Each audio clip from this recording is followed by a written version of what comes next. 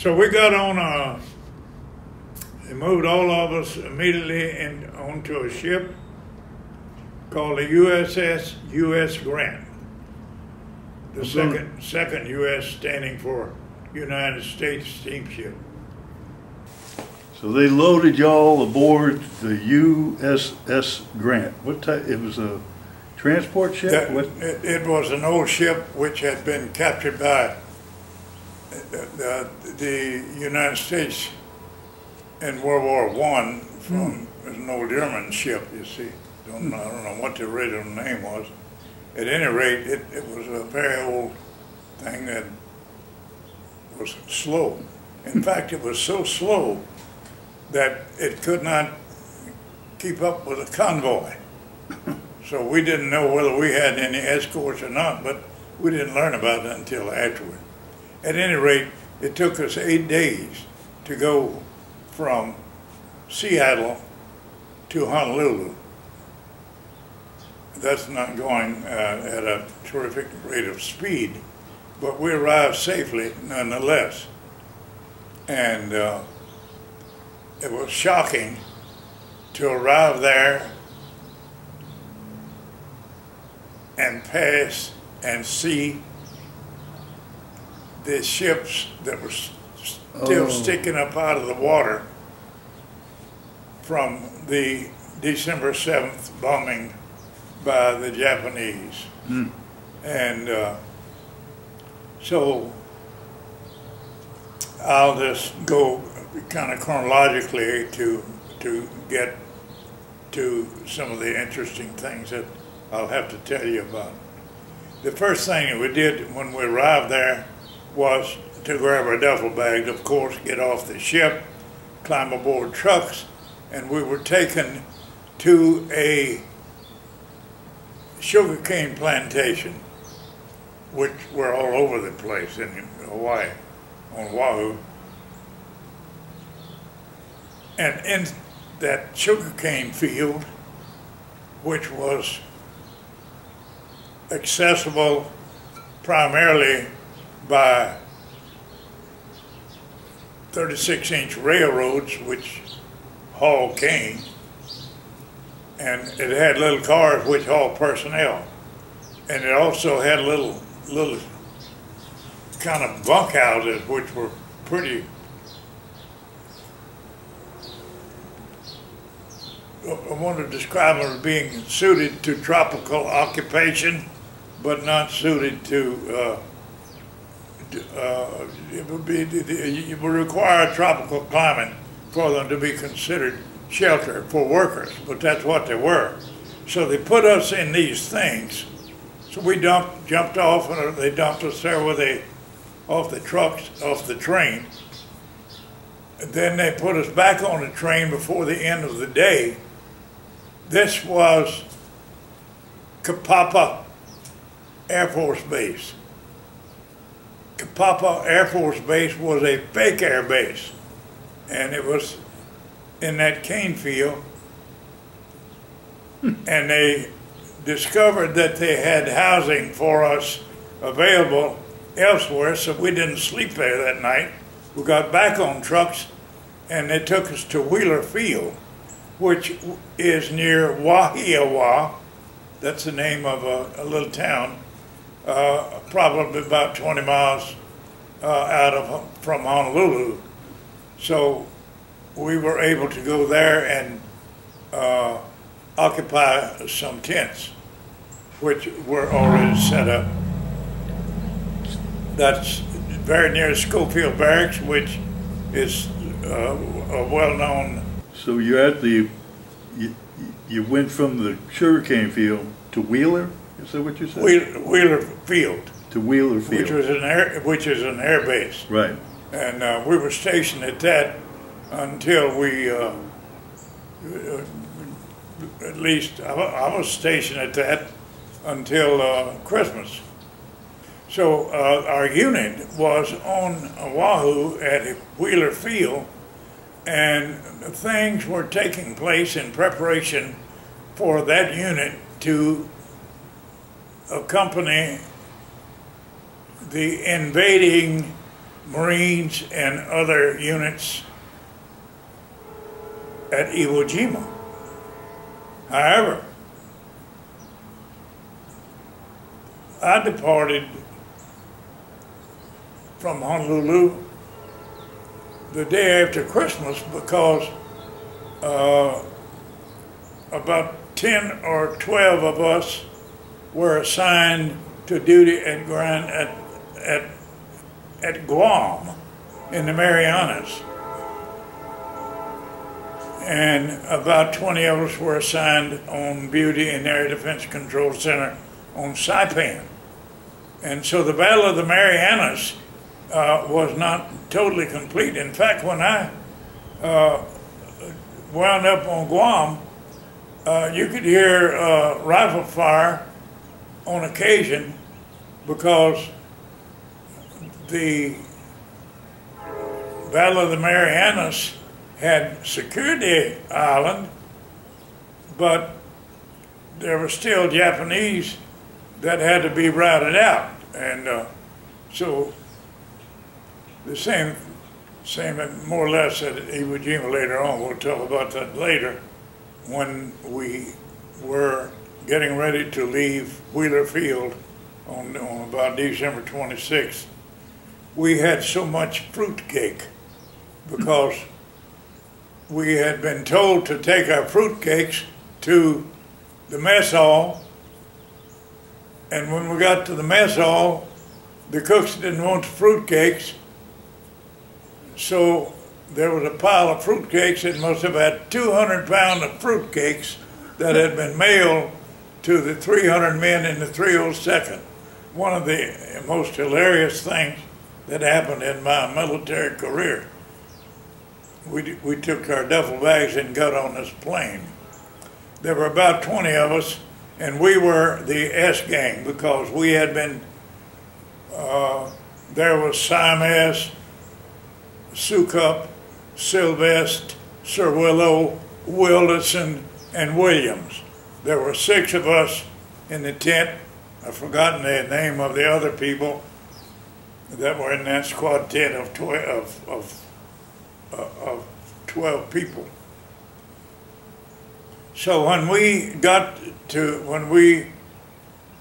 on that airplane, we had been airborne in a 4-engine C-54 on December 26th, and we were flying on our way to, we didn't know where, but to Guam, Tinian, and Saipan. We got about 2 hours in the air, and the inboard engine on the left-hand side caught a fire. There was a huge flame coming out of it. I looked out the window and I was terrified because I just knew that was the end of my life. In a few minutes, that wing's going to melt, fall off, and we'll all be dead. This was your first flight. First time I got on an airplane, ever. Jeez. And it was impressive, I'll tell you that. What happened, of course, was that the pilot simply cut off the fuel supply to that engine, feathered the prop, and we flew for probably 2 more hours with only 3 engines. We flew to Johnston Island, which has now been used as a target for a nuclear weapon, I believe. I think it probably is no longer. At any rate, Johnston Island was such a short landing strip that it was difficult.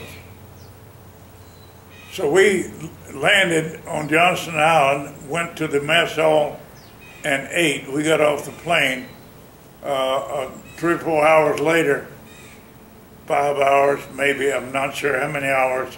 We got back on the plane. They had replaced the engine. Put 4 engines in place. The next place we stopped was Kwajalein Island. Kwajalein was one of the big battles that the Marines retook the island from Japan. We landed on Kwajalein, refueled, and then flew to Saipan. We unloaded half of our load of people to Saipan. We spent the night there and left half of the 20 or so people that had been on that airplane. We got back on an airplane, twin-engine plane, on what was called a C-47. We flew from Saipan to Tinian, which is just across a strait in between the two islands. Saipan and Tinian are close together. Guam is about 500 miles south of Saipan, and we flew from Saipan to Tinian, picked up some mail and I don't know what else, and then flew to Guam and got off at Agana. Agana was the name of the air base at which we were stationed. There was an air defense control center there, and the 599th Signal Aircraft Warning Battalion operated the Air Defense Control Center, and we were, 10 of us about, were put on detached service because people who had taken the island were being returned to their units so they could go back because they were fighters.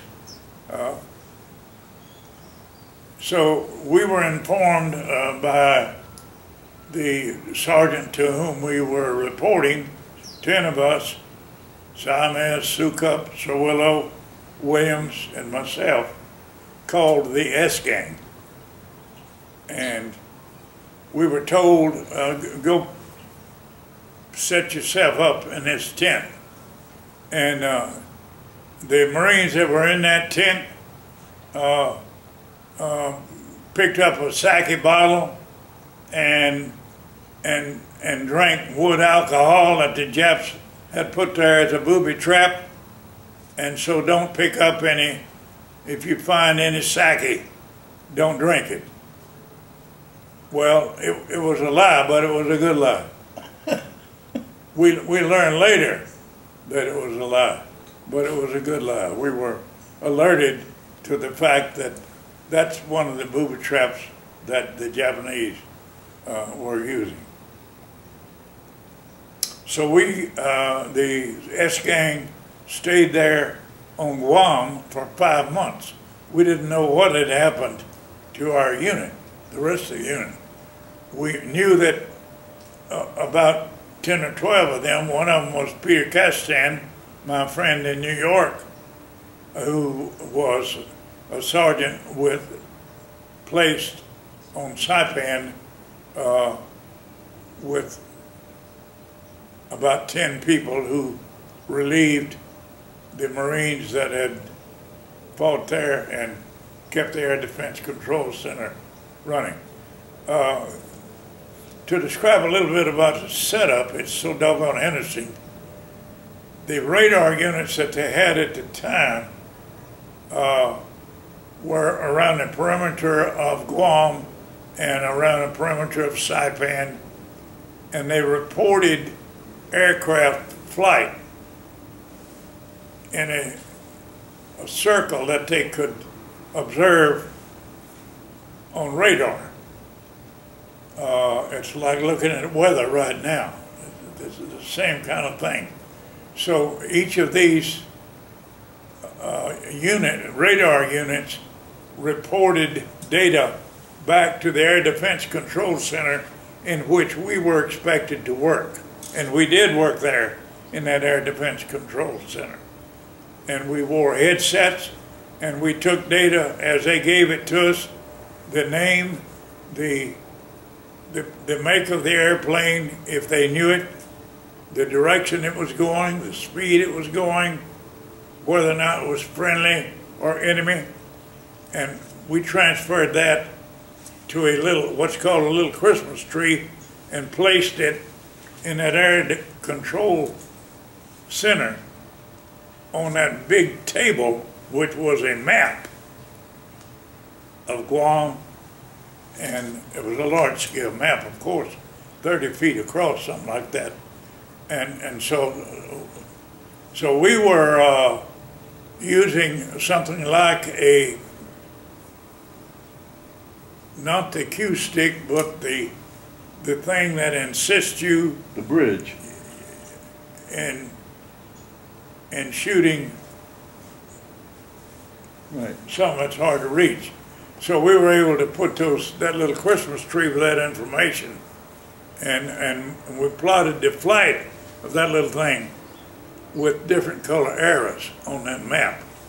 And the control officer could look at that and see where everything was in the air that had been reported by the people at the radar location. So he truly had the big picture.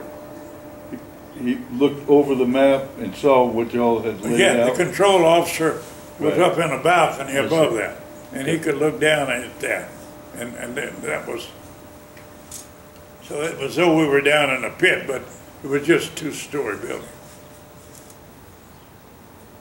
It was interesting work that we were doing. So when the airplane flew out of range of the radar, the little Christmas tree was picked up and put aside. All of us were good at identifying aircraft. We were trained to do things like the duty at the radar station, but primarily at the Air Defense Control Center. We did the same thing in training in Connecticut. So that you were there for, you said 5 months? I was there for 5 months. So that would have brought you to about what date, do you think? It was about the 15th of May. Our unit did go, a portion of our unit through the 2nd Fighter Control Squadron did go to Iwo Jima with the Marines and tried to go ashore with the Marines on February the 19th. Mm-hmm. The mortar fire and the shelling and the gun coverage was so fierce when they tried, the Marines tried to go ashore, and our units that were with the Marines tried to take a radio unit in so that they could control the planes, see, send messages. The Japanese were successful in pushing back so hard there at the shore. It was so hard to get 100 feet and have it where you were not being shelled with mortar so rapidly that you couldn't stay there. So the members of the 302nd Fighter Control Squadron, about 19 of them, I think, or 20 of them, that tried to go in and set up this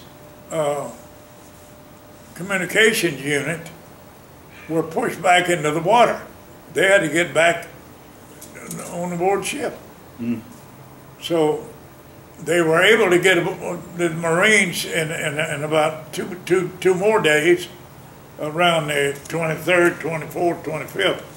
They got enough toehold down there that our first unit went in there, which could operate a unit that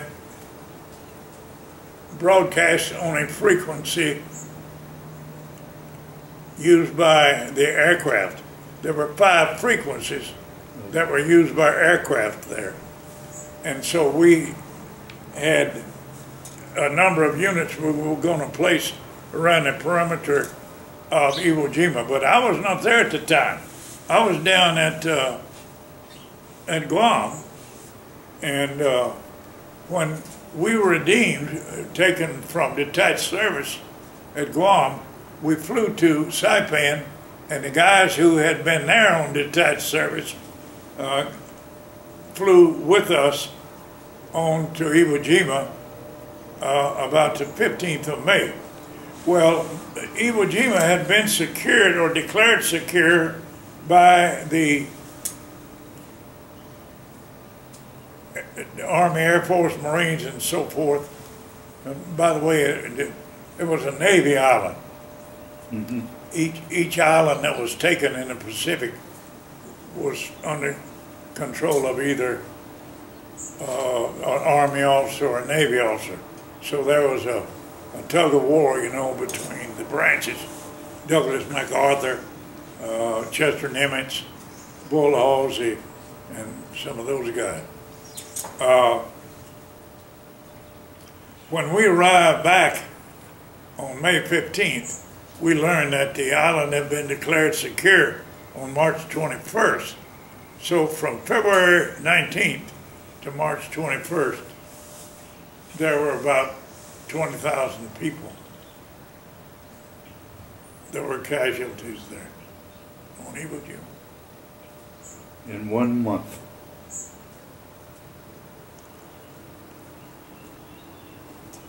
Yes, and so, you know, we were still PFCs, one strikers, so we were just handy boys, and they wanted to keep us busy until they put us in on a shift and, you know, so forth. So the first day there, we had to set up our tent, which we did. We got it from supply because our 302nd had already had a segment of the island, which was their town, their street, their headquarters, you see.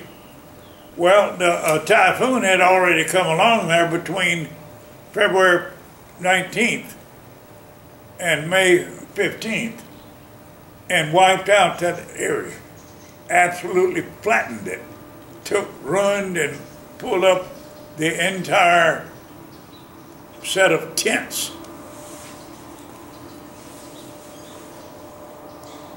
It was rebuilt with a set of tents during that time. I don't know from what date the typhoon took place, but it was between February 19th and May 15th. The area that was rebuilt after the typhoon was destroyed by an ammunition dump that caught on fire from a flare. All of this is in the military history, and you can read it in the books. But the ammunition dump caught on fire, and it was right adjacent to our residential area where we had our tents. They were flattened again. Two absolutely flattened. No one died in our unit in World War II.